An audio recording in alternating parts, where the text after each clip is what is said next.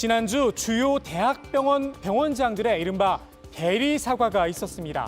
의대생들이 의사 국가고시를 치를 수 있도록 배려해달라며 고개를 숙인 겁니다.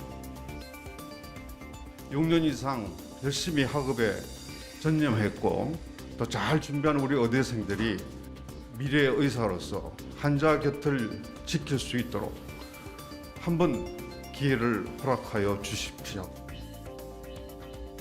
정부 입장은 단호했습니다. 구제책은 없다는 겁니다. 국민적 공감대가 없는 상황에서 국시 문제는 현재 상황으로서는 허용 여부가 가능하지 않다는 기존 입장에 변함이 없다는 점을 말씀을 드리고, 어떠한 조건에 따라서 뭐가 있다면 무슨 조치가 있을 것이냐 하는 조건부에 대한 사항은 적절치 않다고 생각을 합니다. 정부가 누누이 강조한 국민적 공감대, 이번 대리 사과로 더 악화됐습니다.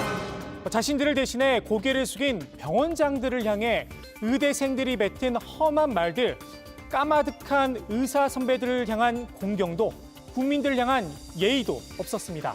오죽하면 국정감사에 이런 자료까지 등장을 했습니다. 열린민주당 강민정 의원이 분석한 결과인데요. 의대 신입생의 절반이 인적성 평가 없이 선발된다고 합니다.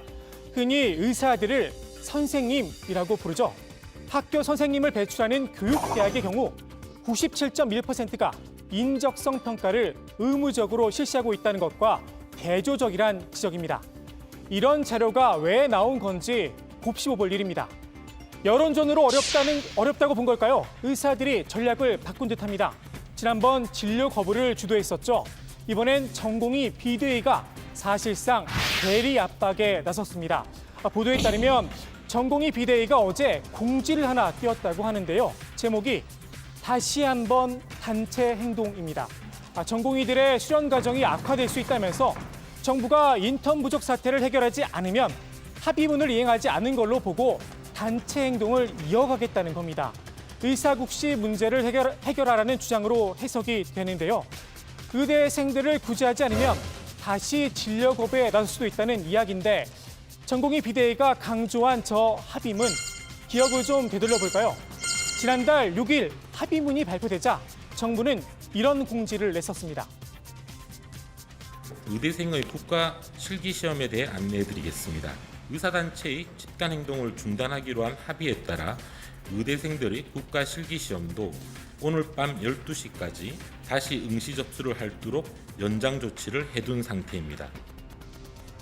이후 8일까지 한 차례 더 기한을 연장해줬습니다.